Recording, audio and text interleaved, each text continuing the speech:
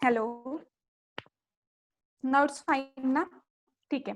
तो मैंने आपको क्या बताया था, organisation for economic corporation and development कब स्टैब्लिश हुआ था? 1961 में। अभी इसमें 36 + 1 मतलब टोटल 37 मेंबर्स हैं इसमें।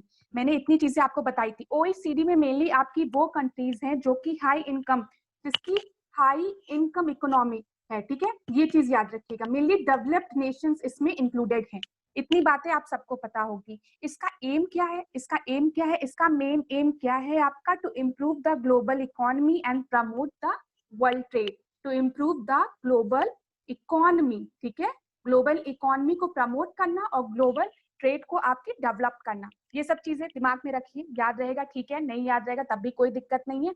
बस जो चीज आपको याद रखनी है, 37 मेंबर्स याद रखने हैं, ठीक है। मेनली इसमें आपकी हाई इनकम इकोनॉमीज है, ये सब चीजें आपको मैंने बताई थी कल। तो चलिए हम थोड़ी सी चीजें और डिस्कस करते हैं इसमें, और मैं आपको आगे और बताती हूँ क्या क्या चीजें इसमें हैं। अच्छा, कल मेरी क्लासेस किसने किसने की थी मुझे बताइए। एक बार मुझे बताइए कल कौन कौन क्लासेस में था और कौन आज पहले दिन आया है।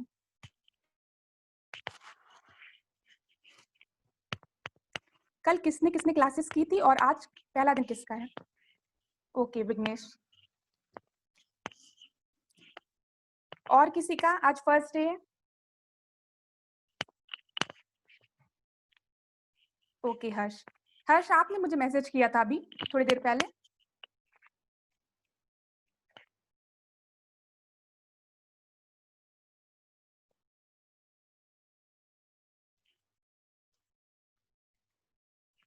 गुड इवनिंग अभिषेक।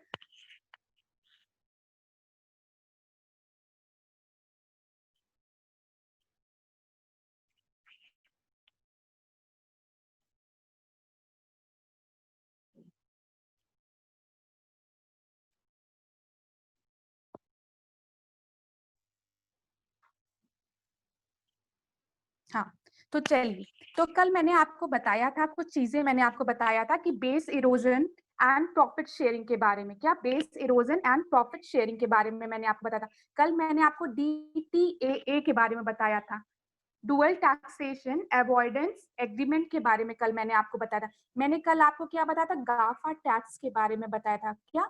गाफा टैक्स के बारे में बताया था। और मैंने आपको क्या चीजें बताई थी? और मैंने आपको इक्वलाइजेशन लेवी के बारे में बताया था। अभी देखिएगा सारे टर्म्स कैसे एक दूसरे से कनेक्टेड होते हैं। आराम से सुनते चलो, परेशान मत होना। जो भी अभी जिसका भी पहला दिन है, परेशान नहीं होगा कोई। अभी सारे टर्म्स एक दूसरे से कनेक्टेड होंगे। और एक आपका होता है गार। क्या होता है? गार, ठीक है। जब भी आप थोड़ा पढ़ोगे ये सब चीजें तो इसको एक जगह पे रख के पढ़ना। गार क्या है आपका?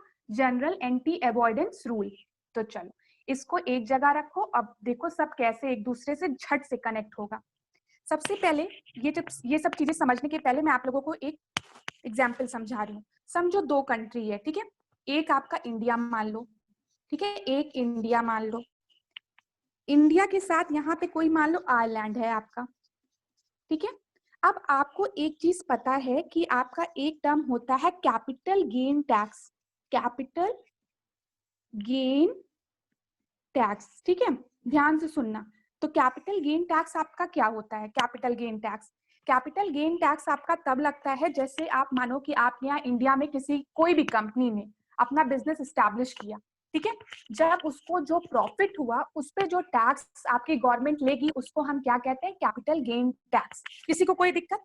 कैपिटल गेन टैक्स सिंपल शब्दों में समझो, कोई भी एक कंपनी है उसने इंडिया में अपना बिजनेस एस्टैब्लिश किया, ठीक है। अब उस कंपनी ने जो भी प्रॉफिट कमाया उस पे सरकार जो टैक्स लेगी उसको हम क्या कहते हैं? Capital gain tax. बस सिंपल शब्दों में, ठीक है। चलो अब हम लोग आगे बढ़ते हैं। अब यहाँ आपको बताया एक है आपकी कोई कंपनी एक्स, ठीक है। एक्स मल्टीनेशनल कंपनी है, ये मल्टीनेशनल कंपनी है भाई, बहुत बड़ी कंपनी है, बहुत बड़ी कंपनी है ये, ठीक है, बहुत बड़ी कंपनी है।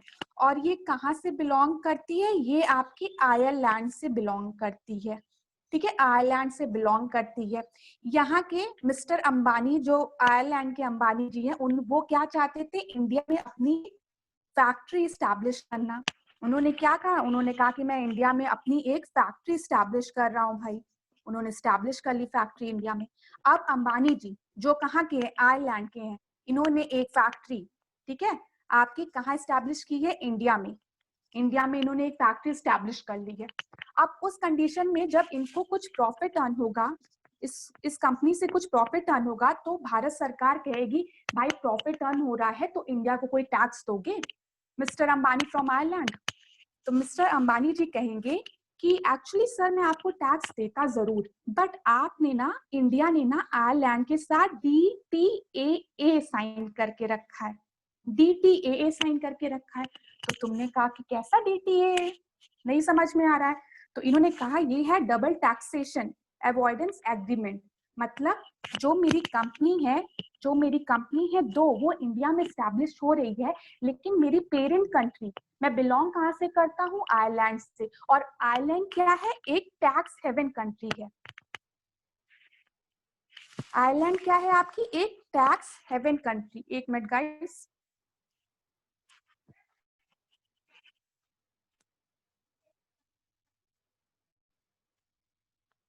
ठीक है। तो आयरलैंड क्या है, आपकी टैक्स हेवन कंट्री। अब बोलो कि टैक्स हेवन कंट्री क्या होती है, सिंपल सी, जिस कंट्री में भी जो टैक्सेस होते हैं वो मिनिमम होते हैं, मिनिमम मतलब मिनिमम बहुत मिनिमम है या फिर जीरो है, उसको हम क्या कहते हैं, टैक्स हेवन कंट्रीज। आपको समझ में आया, इतना समझ में आया, पहले मुझे बताओ, एक एक चीज समझो। थोड़ा सा कॉम्प्लिकेटेड होगा कुछ बच्चों के लिए जो पहली बार पढ़ रहे हैं इन सब चीजों को, लेकिन मैं आपको बताऊंगी। पहले मुझे बताओ, इतना समझ में आया सबको, इतना किसी को समझ में आया? चलो चलो, तो पहले ना कुछ चीजें समझो। टैक्स हेवन क्या होता है जब आप पढ़ते हो, तो मैंने आपसे क्या कहा, टैक्स हेवन कंट्रीज आपकी कौन सी हैं, जहां पे जो टैक्स है ना वो मिनिमम है, मिनिमम है मतलब जीरो है, ठीक है, जीरो है। फिर मैंने आपसे कहा कि इंडिया, मैंने आपको क्या कहा, इंडिया, इंडिया। ये क्या था, आयरलैंड। आयरलैंड के मिस्टर अंबानी ने, मिस्टर एक्स ने क्या किया, अपनी एक इंडस्ट्री यहाँ पे स्टैब्लिश कर ली, ठीक है। यहाँ से इनको कुछ प्रॉफिट हो रहे हैं, प्रॉफिट गेन कर रहे हैं, लेकिन ये कह रहे हैं, जब इंडिया ने इनसे कहा सर टैक्स प्लीज, टैक्स तो ना, टैक्स टैक्स टैक्स चाहिए आपको, तो इन्होंने क्या कहा, सॉरी सॉरी इंडिया, आपने आयरलैंड के साथ DTAA साइन करके रखा है, double taxation avoidance agreement sign करके रखा है। ये मैं केस सपोज करें जिसमें आपने क्या कहा है, आपने कहा है कि जो भी फैक्ट्री इंडिया में या फैक्ट्री कंपनी MNC कुछ भी मानो, MNC इंडिया में स्टैब्लिश होगी, ठीक है, स्टैब्लिश होगी आयरलैंड की, अगर वो यहाँ से जो भी प्रॉफिट कमाएगी, जो भी प्रॉफिट वो कमाएगी उस पे इंडिया जो है वो जीरो टैक्स लेगा, जीरो टैक्स। वो ये टैक्स किसको देगी, आयरलैंड को देगी, अपनी सरकार को देगी, ठीक है। लेकिन MNC तो जानती है भाई, शातिर दिमाग है मिस्टर एक्स का, मिस्टर एक्स का क्या है, शातिर दिमाग है। मिस्टर एक्स ने क्या कहा, भाई साहब सुनिए, हमारे यहाँ जीरो, आयरलैंड में क्या है आपका, जीरो कैपिटल गेन टैक्स लिया जाता है। मतलब अगर आपके यहाँ जो कंपनी है वो कोई भी प्रॉफिट कमा रही है, कोई टैक्स नहीं लेंगे यहाँ पे, यहाँ की सरकार।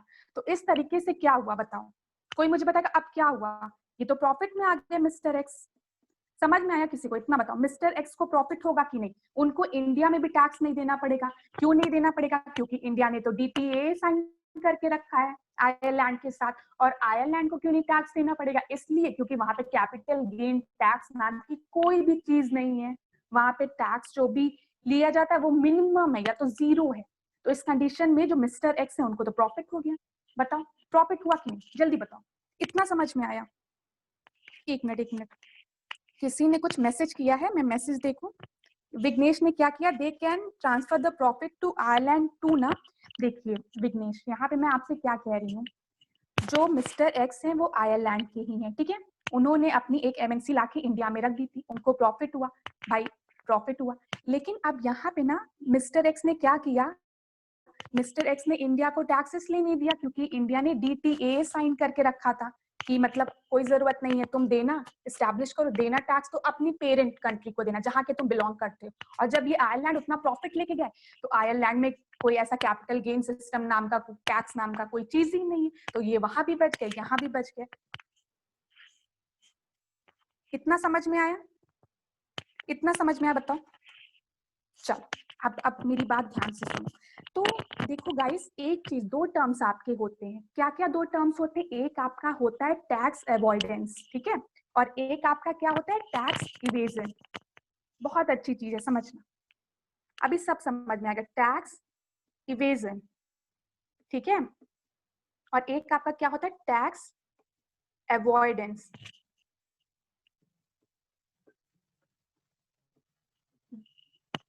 एक मिनट, कितना दिख रहा है आपको? और यहाँ पे होता है आपकी टैक्स प्लानिंग, ठीक है। अब मेरी बात ध्यान से सुनना। टैक्स प्लानिंग मतलब आप किस तरीके से टैक्स सरकार को देंगे, वो सब चीजें है। टैक्स अवॉइडेंस मतलब अभी बता रही हूँ। टैक्स इन्वेजन मतलब किसी भी तरीके से टैक्स की चोरी करना, ठीक है, इलीगल तरीके से। किस तरीके से? इलीगल वे में, मतलब टैक्स की चोरी करना, दिखाना ही नहीं, ऑन पेपर्स दिखाना ही नहीं कि इतनी इनकम है, that is tax invasion, evasion, ठीक है। इतना समझ में आया? पहले बताओ, ये टर्म समझ में आया? टैक्स इवेजन क्या है आपका? मतलब इसमें आपका किसी भी तरीके से टैक्स देना ही नहीं है, टैक्स की चोरी करके छुपा के रख लेना, ऑन पेपर्स कुछ भी नहीं सरकार को दिखाना, चोरी कर लो टैक्स, तो दैट इज इलीगल, ठीक है, ये इलीगल होता है। लेकिन जब हम टैक्स अवॉइडेंस की बात करते हैं ना, तो टैक्स अवॉइडेंस को आप इलीगल नहीं कह सकते। क्यों इलीगल नहीं कह सकते? जैसे कि अगर मैं एक सिंगल इंडिविजुअल के पर्सपेक्टिव से चल, ठीक है, एक सिंगल, आप समझो ए है, समझ लो भाई, कोई भी ए है, तो ए पर्सन की सैलरी कुछ थी, 5 लाख समथिंग थी, ठीक है, ये आपके इनकम टैक्स इनका कटना था। लेकिन इन्होंने क्या दिखा दिया कि ये जो इनकी सैलरी है, इससे ये अपनी सैलरी से कुछ शेयर्स खरीद रहे हैं, कहीं इन्वेस्टमेंट कर रहे हैं, कहीं इन्वेस्टमेंट कर रहे हैं। तो इस कंडीशन में इन्होंने क्या किया? इन्होंने इनकम टैक्स जोन से बाहर आ गए, ये इनको टैक्स पे नहीं करना पड़ा, मतलब किसी भी तरीके से इन्होंने टैक्स अवॉइडेंस किया। मेरी बात समझो, एक छोटा सा एग्जांपल समझो।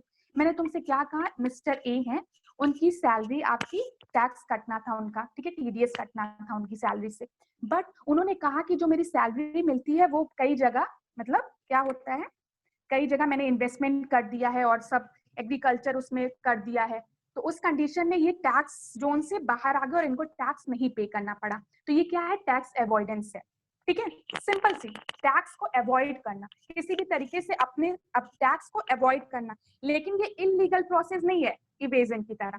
तो मैंने जो इसकी पहले वाला एग्जाम्पल आपको समझाया था, तो वो मुझे बताओ कि वो टैक्स अवॉइडेंस था कि टैक्स इवेजन था? कोई मुझे बताओ, जल्दी बताओ, जिसको समझ में आया है। जो मैंने मिस्टर एक्स आयरलैंड वाला एग्जाम्पल बताया था, वो टैक्स अवॉइडेंस था कि टैक्स इवेजन था? ये बताओ, क्या था इन दोनों में से? ठीक है, प्रशांत आत्री कह रहे टैक्स अवॉइडेंस था, टैक्स अवॉइडेंस था, ठीक है, वेरी गुड। हाँ, तो दैट इज टैक्स अवॉइडेंस। वो क्या कर रहा है? टैक्स को, टैक्स अवॉइडेंस था वो, ठीक है, वो एक एग्जाम्पल आपका टैक्स अवॉइडेंस का था, ठीक है। अब चलो, इतना तुम लोगों को समझ में आया, तो कुछ चीजें अब तुम लोग समझो कि क्या है। ये बहुत बेसिक डिफरेंस है, इसको अपने दिमाग में रखना। टैक्स अवॉइडेंस जो होता है वो इलीगल प्रोसेस नहीं होता है। ऑन पेपर्स आप सब दिखा रहे हो, आपको कितना गेन होता है, कितना प्रॉफिट हो रहा है, कितना टैक्स आपका डिड्यूस होना चाहिए, लेकिन कुछ उसकी, जैसे उन्होंने कहा कि भाई मैं तो आयरलैंड का हूँ और आपने डीटीए साइन करके रखा है, ठीक है, इतना चीजें हो गया आपका। अब मैं आप लोगों को एक दो चीजें और डीटीए के बारे में बता दूं, उसके बाद हम लोग आगे का और पढ़ते हैं। देखो, जब डीटीए की बात करते हैं ना, तो इंडिया ने कई कंट्री के साथ, अप्रोक्स 88 कंट्री के साथ डबल टैक्सेशन एग्रीमेंट साइन करके रखा है, ठीक है। देखो, और डबल टैक्सेशन एग्रीमेंट में ना 3 तरीके के आपके एग्रीमेंट होते हैं। एक तो मैंने कहा कि जो टैक्स है उसको पूरी तरीके से टैक्स की छूट दे दो, कह दो भाई हम एक भी टैक्स नहीं लेंगे, आप आओ हमारे यहाँ कंपनी लगाओ और हम टैक्स नहीं लेंगे। दूसरी चीज होती है हम परसेंटेज रिड्यूस करेंगे जो टैक्स लेते हैं। अगर हम दूसरी कंपनीज जो एमएनसीज हैं या कंपनीज है उनसे 10% का टैक्स ले रहे हैं, तो आपकी कंट्री का, आपकी ओरिजिन का अगर आपके ओरिजिन का कोई भी आ रहा है तो हम उससे 5% टैक्स लेंगे। दूसरी चीज ये होती है, दिमाग में रखिए अपने, ठीक है। और तीसरी चीज होती है रिफंडेबल, मतलब इन्होंने क्या कहा है कि हमने जो भी टैक्स आपसे लिया है वो आपकी रिफंड हो जाए। ये 3 कंडीशन होती है DTAA में। तो इंडिया जो है अलग अलग कंट्रीज के साथ अलग अलग तरीके से डबल टैक्सेशन एग्रीमेंट आपका साइन करती है, ठीक है। और ये DTA किसमें आता है? इनकम टैक्स एक्ट, ठीक है, 1961। ये सब चीजें आपको दिमाग में होना चाहिए। समझ में आया? समझ में आया? बताओ, इतना समझ में आया? इतना समझ में आया? देखना अभी सब समझ में आएगा। इतना समझ में आया डबल टैक्सेशन एग्रीमेंट क्या होता है और कैसे कैसे क्या होता है, ठीक है। इतना समझ में आ गया तो अब एक चीज और समझिए आप लोग, ठीक है। अब मैं अगर आपसे एक बात और कहूं, एक दो टर्म्स और बताऊं कि ये आपकी ट्रिटी शॉपिंग क्या होती है, ट्रिटी शॉपिंग क्या होती है, ठीक है, और राउंड ट्रिपिंग क्या होती है। देखो ये सब चीजें ना एक ही चीज से कनेक्टेड है, अलग अलग नहीं है। तो अलग अलग क्यों पढ़े, क्यों पढ़ा जाए अलग अलग, बताओ। ये क्या है और बेस इरोजन प्रॉफिट शेयरिंग क्या है, ये क्या क्या है। कितनी अच्छी चीज है ना। तो अभी जो मुझसे इसने कहा, किसने कहा था, किस बच्चे ने मुझसे कहा था कि मैम एक बात बताइए जो प्रॉफिट मिलेगा, किसने मुझे बताया था? एक मिनट, एक मिनट, किसी ने मुझे क्वेश्चंस भी भेजे हैं, मैं देख रही हूँ, एक मिनट। आप लोगों के क्वेश्चंस मैं देखती हूँ, असल में कमेंट्स बाद में आते हैं। ये विघ्नेश ने मुझे भेजा था एक क्वेश्चन कि they can transfer the profit to Ireland too ना। अब इसका आंसर विघ्नेश आपको मिलेगा। प्रशांत आत्री ने पूछा मैम जैसे इंश्योरेंस या गवर्नमेंट स्कीम में इन्वेस्ट कर देने पर टैक्स में कुछ रिलैक्सेशन मिलती है, ये टैक्स अवॉइडेंस है क्या? बट शायद दो टैक्स प्लानिंग में काउंट होता है। हाँ देखो, ये टैक्स प्लानिंग में काउंट होता है, ठीक है, ये तो आप सही कह रहे हो, टैक्स प्लानिंग में काउंट होता है, ठीक है। लेकिन आप ना अगर इसको टैक्स अवॉइडेंस में भी रख सकते हैं, क्योंकि आपने देखा होगा प्रशांत आपने देखा होगा बहुत लोग क्या करते हैं, कहते हैं कि भाई हमको टैक्स ना देना पड़े, इसी वजह से हम यहाँ वहाँ पैसा अपना रख देते हैं, ठीक है, इधर उधर रख देते हैं ताकि हमको सरकार को हम टैक्स ना देना पड़े। तो दैट इज टैक्स अवॉइडेंस, ठीक है। जानबूझ के आप ये काम करो, दो आपका कोई ऐसा इंटरेस्ट नहीं था, ठीक है। ये चीज समझ में आया?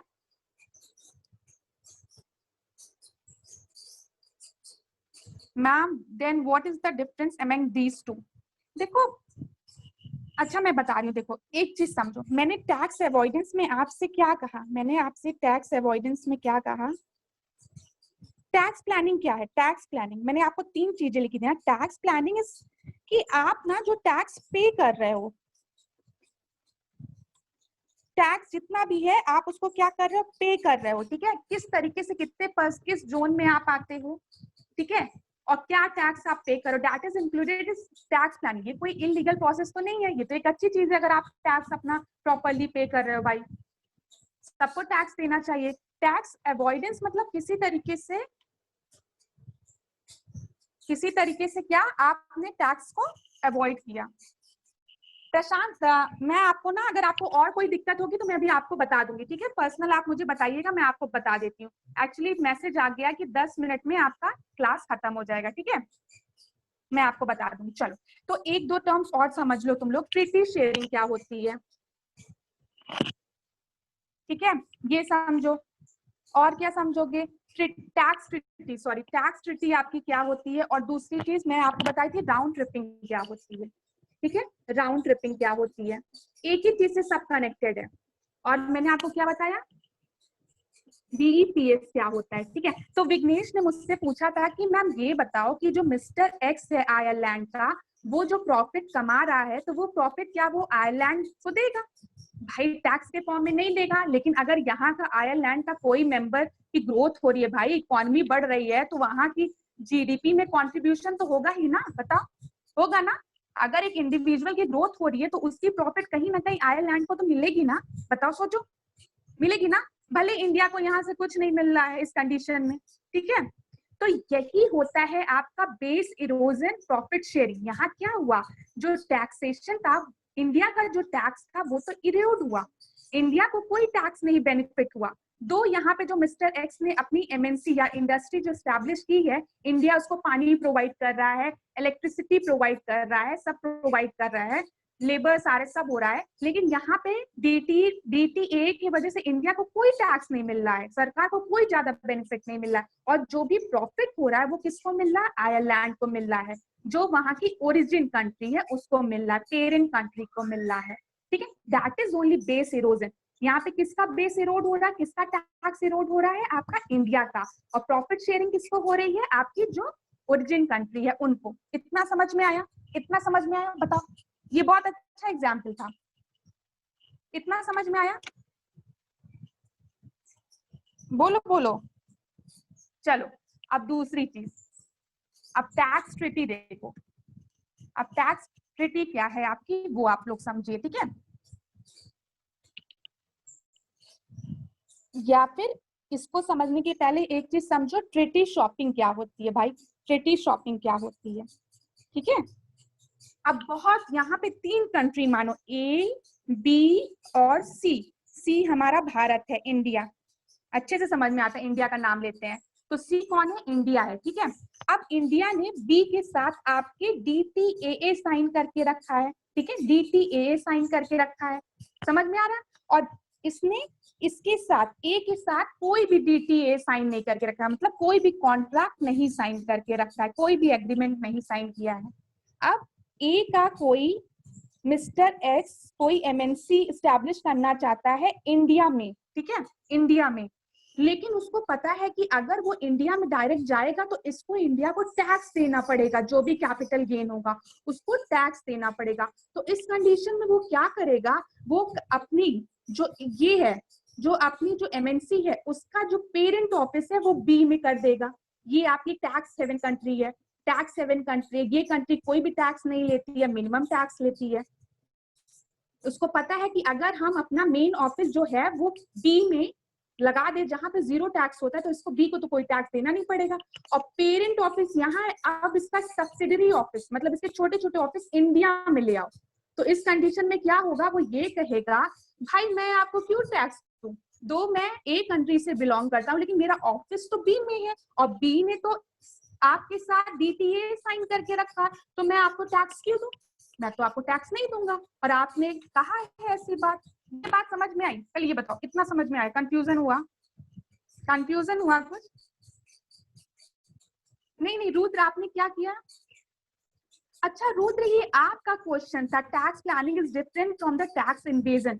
रुद्र देखो, देखो एक चीज समझो रुद्र, समझ में आ गया, ठीक है, रुद्र एक मिनट, रुद्र टैक्स इन्वेजन मतलब ना टैक्स की चोरी करना, मतलब कह देना भाई हम तो टैक्स कैसे भी करके चुरा लेना, कोई ऑफिशियल मतलब डॉक्यूमेंट्स जो है उससे अपने ओरिजिनल जो आपकी इनकम है उसको दिखाना ही मत, दैट इज टैक्स इवेजन, उसमें चोरी ही करना। टैक्स प्लानिंग मतलब आपको टैक्स कैसे पे करना है उसके बारे में, ठीक है, ये डिफरेंस है बस, सिंपल सा, ये तो इतना समझ में आया। ये समझ में आया ट्रीटी शॉपिंग क्या होती है, ट्रीटी शॉपिंग समझ में आया, बताओ मुझे, ट्रीटी शॉपिंग में मैंने क्या कहा, रुद्र आपको ये ट्रीटी शॉपिंग समझ में आई, पहले मुझे ये बताओ तुम लोग, मतलब एक यहाँ का जिसने सी के साथ आपका डबल टैक्सेशन नहीं साइन किया था एग्रीमेंट, उसने चालाकी दिखाई, उसने बी में उसका हेड ऑफिस करके सब्सिडरी ऑफिस सी में कर दिया, इंडिया में कर दिया। अब उसने इंडिया से कहा हम आपको टैक्स इसलिए नहीं देंगे क्योंकि आप मेरा जो हेड ऑफिस है वो तो बी में है, और बी के साथ आपने डीटीए साइन करके रखा है भाई, तो मैं तुमको क्यों दूं टैक्स, इस तरीके से वो टैक्स से बच गया। इतना समझ में, दैट इज ट्रीटी शॉपिंग। चलो अच्छा, किसी को भी कोई दिक्कत होगी ना, होगी दिक्कत, देखो एक बार में कोई चीज नहीं समझ में आती, मैं सही बता रही हूँ, जब हम लोग पहली बार ये सब चीजें पढ़ते थे तो हम लोग भी कंफ्यूज हो जाते थे, इसी वजह से मैंने सारे टॉपिक्स ना आपकी एक जगह रखे थे ताकि आप सब को रिलेट कर लो। एक कोई भी ना एक कोई भी कंट्री मान के गेम खेलते हुए चलो और सोचो उसको टैक्स की चोरी करनी है, वो टैक्स नहीं देना चाह रहा है, तो कैसे कैसे क्या क्या चीजें होती है अपने दिमाग में रखो, ठीक है। अच्छा, राउंड ट्रिपिंग के बारे में एक छोटा सा स्टेटमेंट सुनो ध्यान से, मैंने आपसे कहा कि इंडिया में जो इन्वेस्टमेंट, जैसे इंडिया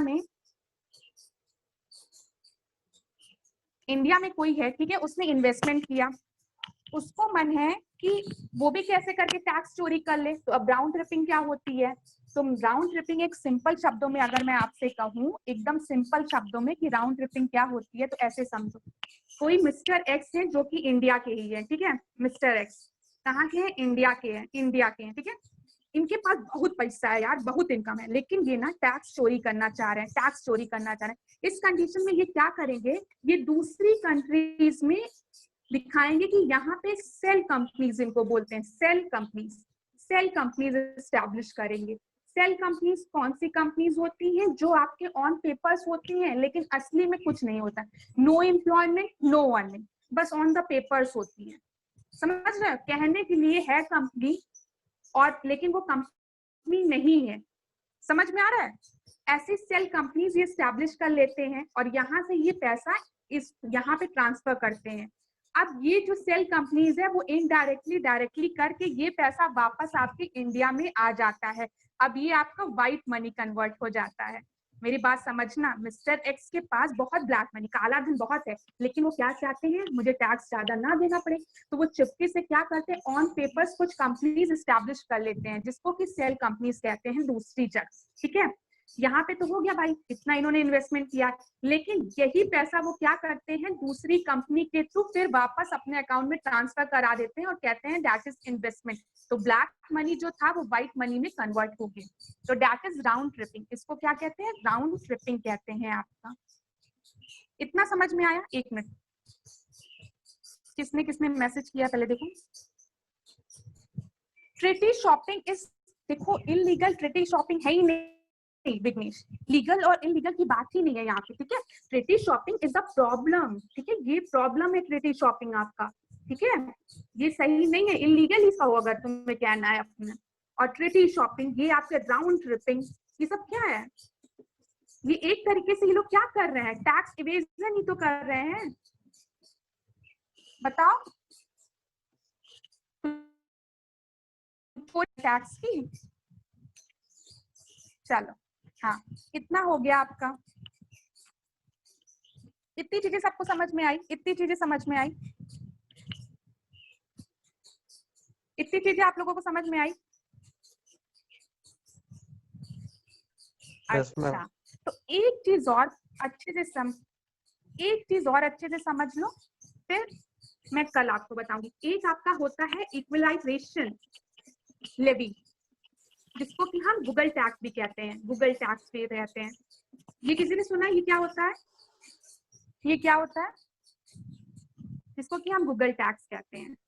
तो इसको सिंपल से पहले मैं तुमको एक एग्जांपल बताती हूँ, फिर आपको ये चीज समझ में आ जाएगा। समझो कि प्रशांत, चलो प्रशांत को ही ले लेते। प्रशांत एक बिजनेस अपना एस्टैब्लिश किया है, किस चीज का? समझ लो जीन्स बनाने का, किसी भी चीज का। ठीक है, अब ये चाहता है प्रशांत कि इसका जो बिजनेस है ना, इसका एडवर्टीजमेंट आए। ठीक है, और सबसे ज्यादा इसको पता है कि लोग इंडिया में फेसबुक ही यूज करते हैं, तो इसने क्या कहा? फेसबुक को 1 लाख रुपीज दे दिए और कहा भाई देखो प्रशांत जीन्स का